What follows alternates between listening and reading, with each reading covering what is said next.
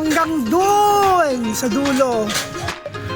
There you go mga kalakbay, and right now our next activity is zip line. Woo! Parang nervous na naman ako ha. Kasi lahat dito puro first time ko. Ayan, upon entering this activity, zip line, of course, syempre, meron din tayong mga zip line activity protocol, do's and don'ts. Ayan. Come on, let's go mga kalakbay. Samahan niyo ako. Andito na tayo! Woo! Hello guys! Discipline ka talaga kasi doon tayo susunod sa baba sa ilog mo. Ay, gano'n? Okay, sige. We'll try! Kailangan mo talaga. Ito yung mga safety gears. Pwede po bang ma-explain sa akin kung ano itong mga to? Ito po yung mismong pangkapit, tama? Pangkapit sa likod. Ayan, yun daw po yung pangkapit sa likod. Just to protect, ayan. So, come on, let's go. Mga ilang feet po ito, kuya? Ilang feet high?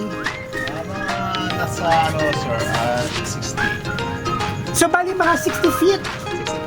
Above sea level or above the ground? Above the ground. Above the ground!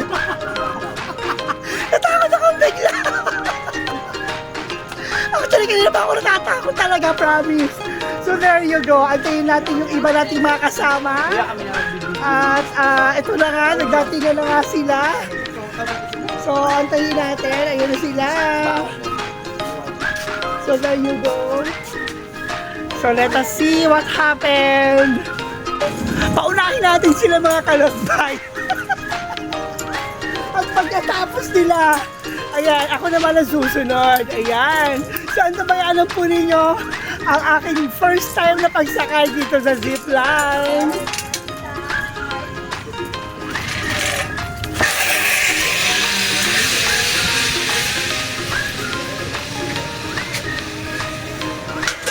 Ang bilis nun ah! Woo! Oh my gosh!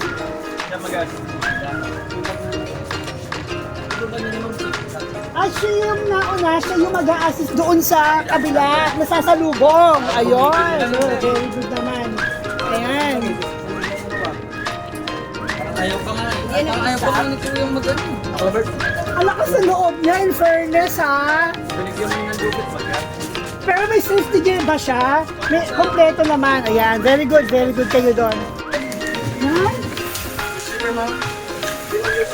Remove. Turn your back.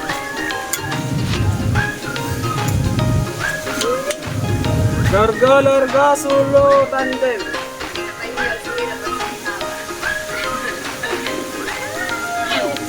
So nag-kill na siya. Ayan na.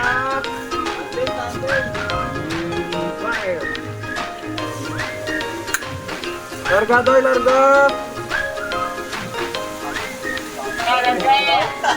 Kami. Okay, ma'am. Ready na kayo, ma'am? Opo. Incoming! Okay? 1, 2, 3, go!